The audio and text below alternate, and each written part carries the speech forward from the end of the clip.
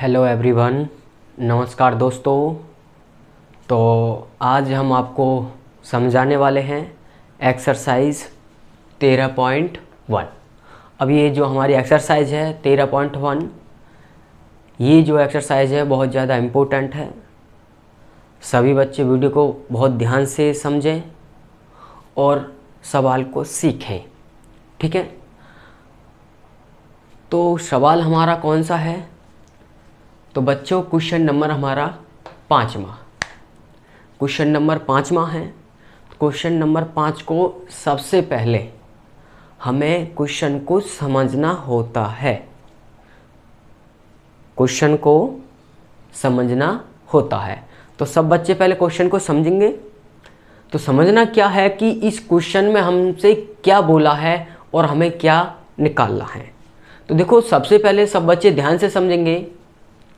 एक घनाकार ब्लॉक के एक फलक को अंदर से काटकर एक अर्धगोला इस प्रकार बनाया है। तो दोस्तों मैं आपको समझा देता हूँ। एक हमारा घनाकार है, किसकी आकृति है? एक घन की आकृति है। तो बच्चों उस घन की आकृति को काट करके, देखो यहाँ पे इसमें लिखा हुआ है अंदर से काटकर एक अर्धगोला। तो बच्चों उस घन को अंदर से काटा गया है और अंदर से काट करके एक अर्धगोला बनाया गया है। किसकी आकृति बनाई गई है बच्चों? अर्धगोले की। तो सब बच्चे ध्यान से समझेंगे। और फिर आगे क्या बोला है?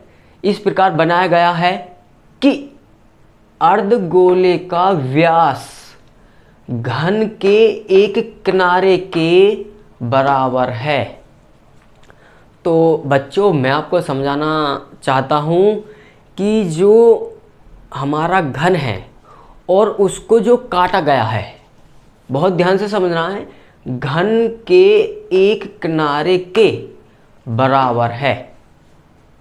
किसके बराबर है? एक किनारे के बराबर है। तो शेष बचे ठोस का पृष्ठ क्षेत्रफल ज्ञात कीजिए। तो बच्चों हमने इस क्वेश्चन में समझा है, क्या समझा है कि इस क्वेश्चन में हमें उस घनाकार ब्लॉक का क्षेत्रफल निकालना है। कौन सा? पृष्ठ क्षेत्रफल। कौन सा क्षेत्रफल निकालना है? पृष्ठ क्षेत्रफल। तो पृष्ठ क्षेत्रफल कौन सा होता है बच्चों?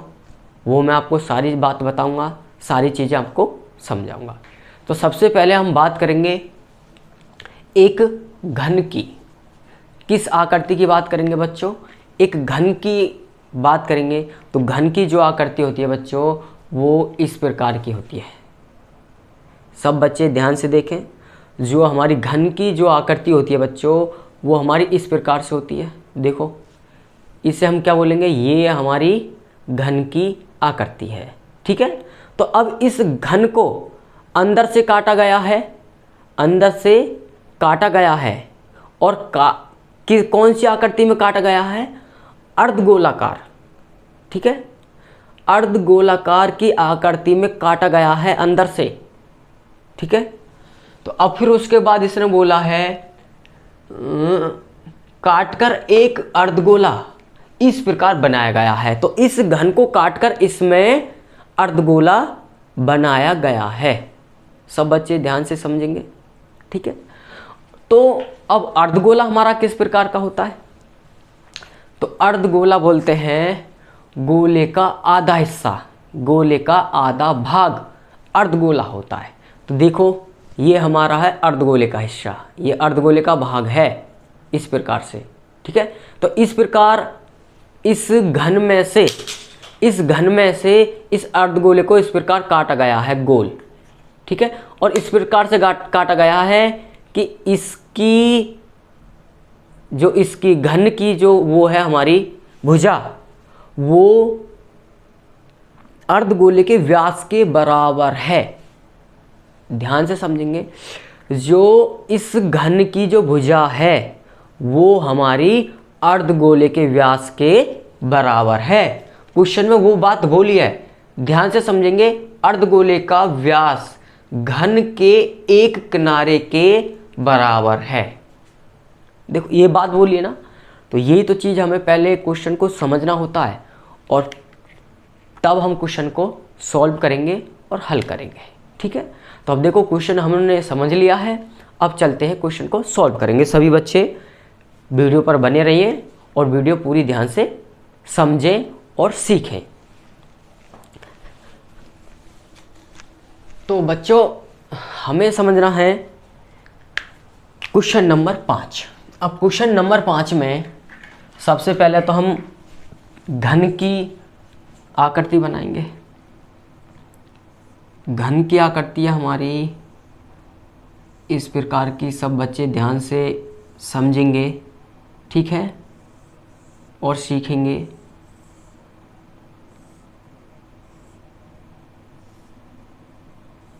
इस प्रकार से ये हमारी घन की आकृति है।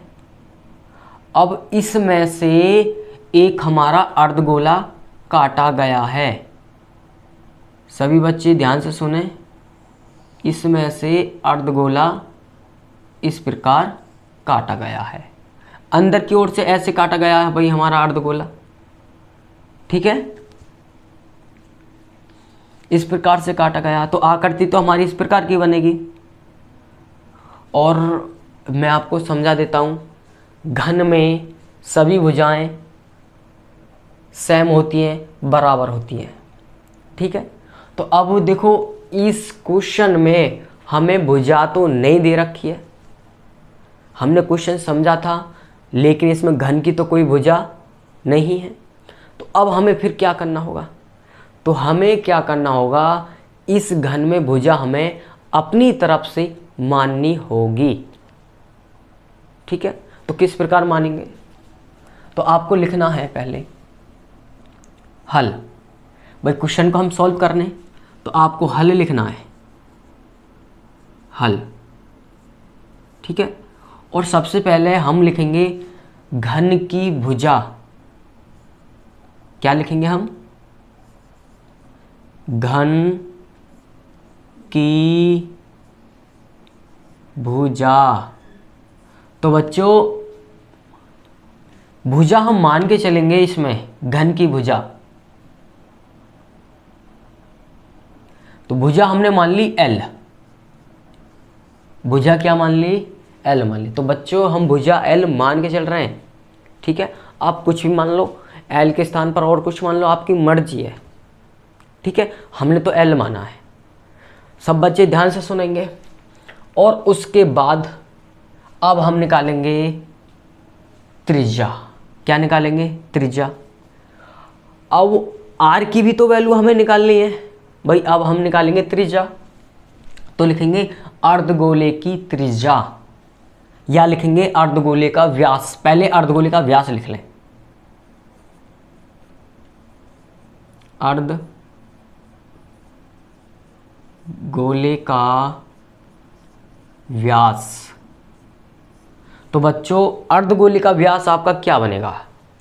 बहुत ध्यान से समझना है। अर्धगोले का व्यास हमारा क्या बनेगा? भाई इसमें तो कोई संख्या हमें दे नहीं रखी, लेकिन इसने क्या बात बोली है? अर्धगोले का व्यास घन के एक किनारे के बराबर है। तो बच्चों इस बात को हमें बहुत ध्यान से समझना है। जो हम अर्धगोले का जो व्यास मानेंगे, व्यास क्या मानेंगे? जो हमारी घन की भुजा हमने मानी है वो ही हमारी अर्धगोले की व्यास बनेगी। सब बच्चे ध्यान से समझ रहे हैं ना क्वेश्चन को? अर्धगोले का व्यास क्या बनेगा? जो हमने भुजा मानी है वो ही हमारी व्यास बनेगी। तो भुजा तो हमने L मानी है, तो व्यास भी हमारी L रहेगी। सब बच्चे ध्यान से समझेंगे। अर्धगोले का व्यास जो है हमारा वो L ही मानेंगे हम, जो भुजा है वो ही। भाई दोनों बराबर है ना? सब बच्चे ध्यान से समझेंगे, बराबर बोला है भाई। जो भुजा हम मानेंगे वो ही हमें व्यास मानना है, जो भुजा हम मानेंगे वो ही हमें व्यास मानना है। दोनों में बराबर बोला है, ठीक है। तो अब निकालेंगे त्रिज्या। अब आप जानते हो सब बच्चे कि व्यास क्या होता है? व्यास हमारा होता है 2r। क्या होता है व्यास? 2r। तो तो 2r बराबर l। अब हमें r का मान निकालना है, जिसे बोलते हैं त्रिज्या। r को क्या बोलते हैं? त्रिज्या, और इंग्लिश में बोलते हैं रेडियस। तो इसीलिए हम इसे r से दर्शाते हैं। बात समझ में आ रही है सभी बच्चों को? r से क्यों दर्शाते? क्योंकि इंग्लिश में इसको रेडियस बोलते हैं, त्रिज्या को, इसीलिए हम इसे r से दर्शाते हैं। सब बच्चे ध्यान से समझना, एक एक पॉइंट, एक एक चीज आपको समझाई जाएगी, ठीक है। चलते हैं फिर आगे। देखो अब हमारा r बराबर l/2। अब जो r के पास में जो भी संख्या है वो हमारी बट्टे में चली जाएगी। कहाँ जाएगी? बट्टे में, ठीक है। सभी बच्चे ध्यान से समझते रहेंगे। तो अब जो हमारा जो त्रिज्या बनी है, जो r की वैल्यू जो बनी है वो है l/2। क्या है? l/2। बस अब आपको आगे समझना है। अब हमसे क्या बोला है कि शेष बचे ठोस का पृष्ठीय क्षेत्रफल। तो बच्चों पृष्ठीय क्षेत्रफल उसे बोलते हैं जो बाहर वाला हिस्सा होता है, जो हमें दिखता है, वही हमारा पृष्ठीय क्षेत्रफल होता है, ठीक है। तो अब पृष्ठीय क्षेत्रफल किस प्रकार निकालेंगे वो चीजें आपको समझनी है। तो सबसे पहले देखो हमने l की तो वैल्यू बना ली है, तो अब लिखेंगे शेष बचे ठोस का पृष्ठीय क्षेत्रफल। अब आपको लिखना है शेष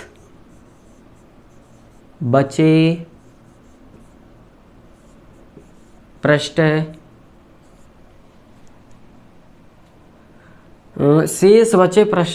क्षेत्रफल। जो शेष बच रहा है वो पृष्ठीय क्षेत्रफल हमें निकालना है। तो सब बच्चे पहले ध्यान से सुनेंगे। अब घन का जो पृष्ठीय क्षेत्रफल होता है, जो फॉर्मूला होता है घन का, मैं आपको समझा देता हूं। वो होता है 6a²। कितना होता है? 6a²। तो आप बोलोगे कि सर कैसे बनाइए 6a², ठीक है। तो मैं आपको समझा देता हूं 6a² कैसे बना है। आपने घन की आकृति देखी है कि नहीं देखी? मैं आपको समझाता हूं। ये है हमारी घन की आकृति, ठीक है। किस प्रकार की ये आकृति हमारी घन की आकृति है।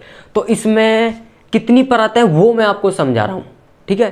तो ये देखो सब बच्चे ध्यान से समझेंगे। 1, देखो 1 हो गई, उसके बाद 2, देखो 2 हो गई, उसके बाद 3, ये देखो 3 हो गई, और उसके बाद 4, ये देखो 4 हो गया, और उसके बाद 5, ये देखो 5 होगा, और उसके बाद 6, ये देखो 6। आप बोलोगी सर आपने मिटा रखी है। नहीं, आप सारी देखना, सारी आकृतियाँ, जितने भी पार्ट है इसके ध्यान से देखना, जितने भी। ये देखो 5 आपको नज़र आ रही है, 2 नज़र आ रही है, 6 आपको नज़र आ रही है, ठीक है। तो इसीलिए जो बाहर वाला हिस्सा है वो कितने पार्ट है? 6। तो वही मैं आपको, इसीलिए हमने लिखा है ये 6a²। तो a² हमने क्यों लगाया है? क्योंकि जो ये घनाकार है इसमें भुजा हमारी सेम होती है, ठीक है। तो भुजा 6a², तो ये हमारा घन का पृष्ठीय क्षेत्रफल होता है। बात समझ में आई है सभी बच्चों को? चलते हैं फिर आगे। देखो ये उसके बाद प्लस। अब वो दूसरी आकृति किसकी बोली थी? अर्धगोला। तो अब अर्धगोला देखो, पूरे गोले का पृष्ठीय क्षेत्रफल होता है 4πr²। हमसे बोला है अर्धगोला, तो उसका आधा कर लेंगे। अर्धगोले गोले का आधा होता है हमारा अर्धगोला, ठीक है। तो आधा क्या बनेगा? सब बच्चे ध्यान से सुनेंगे, 2πr²। बस अब आपको कुछ नहीं करना, इसमें से बस आपको माइनस कर देना πr²। किसको माइनस कर देना है? πr² को माइनस कर देना। तो ध्यान से समझेंगे, 6a² प्लस, देखो ये आपकी 2πr², यहाँ पे πr², तो यहाँ पे आपका 1 है और यहाँ आपके 2 है, दोनों में से 1 घटा देना, तो आपका क्या बचेगा? πr²। बात समझ में आ रही है सभी बच्चों को? ठीक है, अब चलते हैं आगे। देखो अब ये 6 आपका यूं ही रहेगा। अब देखो A, तो अब हमने घन की जो भुजा है वो क्या है हमारी L। तो सब बच्चे ध्यान से समझेंगे, भुजा L मानी थी तो आपका L स्क्वायर हो जाएगा, प्लस पाई आपका यूं ही रहेगा, अभी फिलहाल यूं ही रखेंगे। और R, तो सब बच्चे ध्यान से देखेंगे, R हमने क्या निकाला था, L/2। R की मान कितनी है, L/2। तो अब आपको L का मान रखना है L/2। और बच्चों स्क्वायर लगा हुआ है तो हम इस पे स्क्वायर करेंगे इसका। बात समझ में आ रही है हर बच्चे के? उसके बाद अब इनकी गुणा करोगे तो बच्चों ये आपका बन जाएगा 6L² प्लस, अब देखो पाई आपका यूं रहेगा, ठीक है। उसके बाद ये जो स्क्वायर है ये हमारा L के भी ऊपर है और 2 के भी ऊपर, तो L का करोगे आप L² और बच्चों इस 2 का करोगे तो 4 बन जाएगा। बताइए यहां तक आपको बात समझ में आ गई है? बच्चों वीडियो पूरी कंप्लीट देखना, एक एक पॉइंट, एक एक चीज आपकी समझ में आएगी, ठीक है। तो देखो अब हम क्या काम करेंगे, यहां से हमें वो चीज देखनी है जो सेम है। क्या कॉमन आ सकता है, देखो यहां पे L² और यहां पे भी L²। तो बच्चों हम L कॉमन ले सकते हैं, हाँ या ना? तो आप L कॉमन ले लो, सब बच्चे ध्यान से समझेंगे। हम L कॉमन ले सकते हैं, तो L कॉमन ले लिया, यह देखो L² और L² कॉमन ले लिया, तो अब आपका क्या बचेगा, आपका बचा यहां पे 6 प्लस, और पहले सुनो हमें क्या करना है, पहले ध्यान से समझो। अब सब बच्चे बहुत ध्यान से समझेंगे, कॉमन हम अभी नहीं लेंगे। क्यों? सबसे पहले इस 4 की गुणा करेंगे इधर, क्योंकि ये फिर 4 जो है ये L² के पास में ही है, हमें तो पूरे में एलसीएम होना चाहिए।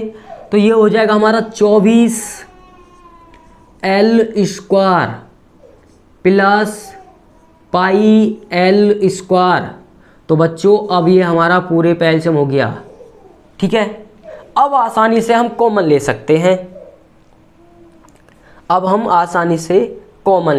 हैं, तो कॉमन लेंगे। देखो L² और यहाँ पे भी L², तो हमने L² कॉमन ले लिया है, तो अब हमारा बन जाएगा 24 प्लस पाई और बट्टे में 4, ठीक है। और बच्चों यही हमारा बन जाएगा आंसर। क्या बन जाएगा? आंसर। या हम लिख सकते हैं यहां पे वर्ग इकाई। तो बच्चों यही आपका आंसर है, ठीक है।